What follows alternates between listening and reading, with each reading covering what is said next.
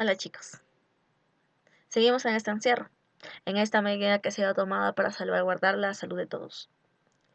Esta vez nos encontramos para hablar sobre teoría literaria 2. La semana anterior veíamos teoría literaria 1, que trataba sobre los géneros literarios, los conceptos más generales, sobre la descripción del fenómeno literario en sí. Hablábamos sobre los primeros teóricos literarios como Aristóteles y Horacio y por supuesto de las especies literarias. Esta vez vamos a verlo de forma específica, centrándonos en la forma de composición del verso, en la poesía. Veamos. Todo esto nos lleva a ver lo que son las técnicas de versificación. Como su nombre dice, versificación. Se refiere específicamente a la forma de composición del verso, que son algunos recursos que vamos a emplear para la poesía. El primero de ellos es la rima. ¿Qué es la rima? La rima es la coincidencia de sonidos a lo largo del verso. Por ejemplo, cuando hacen rap, el rap utiliza rima. Si ustedes se percatan, los sonidos de cada verso que canta, en este caso, son similares, tienen un sonido repetitivo. El sonido repetitivo le conocemos como rima. Y existen dos clases de rima, la rima asonante y la rima consonante. La rima asonante es cuando solamente vamos a repetir vocales, mientras que la rima consonante repite consonantes y vocales, ambos. Un ejemplo de ello vamos a verlo en los versos de Rubén Darío, que dice: juventud divino tesoro, que te vas para no volver. Cuando quiero llorar no lloro, y a veces lloro sin querer. ¿Qué está repitiendo ahí? Juventud tesoro, que te vas para no volver. Cuando quiero llorar no lloro, y a veces lloro sin querer. Oro, oro, es lo que repite. Tiene una rima consonante, pero no es seguida. ¿Qué sucede ahí? Es que también existen formatos de rima. Tenemos la monorrima. La monorrima se trata cuando solamente tengo el mismo sonido en todos los versos, como se presenta en el formato A. Luego tengo la rima pareada, que es A, B. Es decir, formamos parejas entre los sonidos que vamos a repetir. También tenemos la rima abrazada. Como vemos ahí, lo que hace es abrazar a la otra forma de rima. Hacemos un sanguchito con el otro, ¿no? A. Y por último, la rima cruzada, que es la que utiliza Rubén Darío en los versos que mencionamos anteriormente. Luego, otro recurso que vamos a emplear es la métrica. La métrica es la medida del verso. ¿Cómo medimos un verso? No es con wincha, con centímetro, con regla, no, para nada. Un verso se mide a través del número de sílabas. Es decir, que vamos a contar cuántas sílabas tiene el verso y esa es su medida.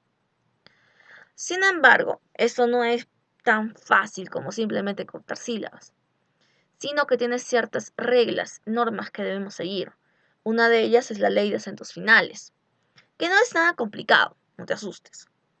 La ley de acentos finales tiene que ver con el acento de la palabra final del verso.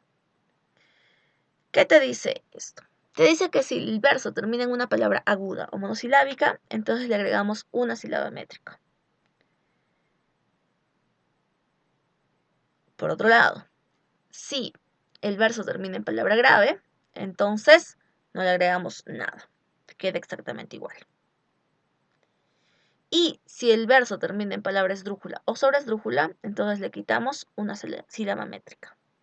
Por ejemplo, vemos aquí los versos que te decía hace un momento. Juventud divino tesoro, que te vas para no volver. Cuando quiero llorar no lloro, y a veces lloro sin querer. ¿Qué ha pasado aquí? Veamos, contemos número de sílabas. Juventud, divino tesoro. Tenemos 9 sílabas métricas. Vamos con la segunda. Ya te vas para no volver. 8 sílabas métricas. Cuando quiero llorar, no lloro. 9 sílabas métricas. Y, a, veces, lloro sin querer. 9 sílabas métricas. Hasta allí, fácil. Apliquemos ley de acentos finales. Veamos las últimas palabras, nada más. Tesoro, palabra grave, 0 sílabas métricas. Ya te vas para no volver. Aguda, ¿qué hacemos? Más 1. 8 más 1, 9 sílabas métricas. Cuando quiero llorar, no lloro. Grave, 0 sílabas métricas. Y a veces lloro sin querer. Aguda, más 1 sílaba métrica. 10 sílabas métricas. ¿Qué pasó aquí? Se supone que los versos deben coincidir en sílabas métricas todos ellos. Si es 9, todos deben ser 9. ¿Qué pasó? Porque hay 10 aquí. No hay 10. Hay 9 sílabas métricas. ¿Cómo puede ser? Aplicamos licencias métricas. Las licencias métricas son una forma de acortar o alargar los versos según el criterio del autor.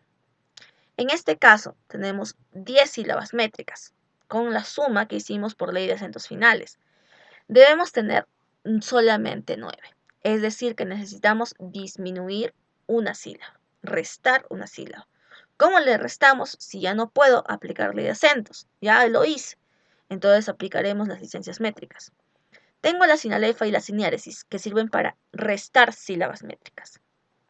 Y la dialefa y la diéresis, que sirven para aumentar sílabas métricas. En este caso, debo utilizar o sinalefa o siniéresis. La sinalefa es cuando dos vocales coinciden, pero esta coincidencia de vocales se da en palabras diferentes. Por ejemplo, cuando digo mi alma, mi al, ahí tengo la coincidencia de los dos vocales, así que lo voy a unir. Y se convierte en una sola sílaba métrica. Mientras que la siniéresis es la unión de los hiatos. Es decir, lo que normalmente se separa, aquí lo voy a unir. Por ejemplo, dice, ¿no? Poeta del alma mía, poeta, poe debe estar separado porque son dos vocales abiertas, pero en este caso lo voy a juntar. Son dos vocales coincidentes en la misma palabra. ¿Qué encontramos aquí en estos versos? A ver, y a veces lloro sin querer. Ahí tengo la coincidencia de dos vocales, así que lo voy a juntar.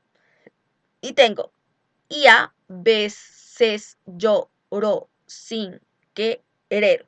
8. Querer, palabra aguda terminada, la palabra aguda, aumentamos una sílaba. Entonces queda total 9 sílabas métricas en realidad. Por otro lado está la alefa, que es cuando rompemos sin alefa. ¿Qué sucede? Lo que usualmente debemos juntar la coincidencia de dos vocales, no lo vamos a hacer cuando la palabra precedente, la anterior, es una palabra aguda o monosilábica.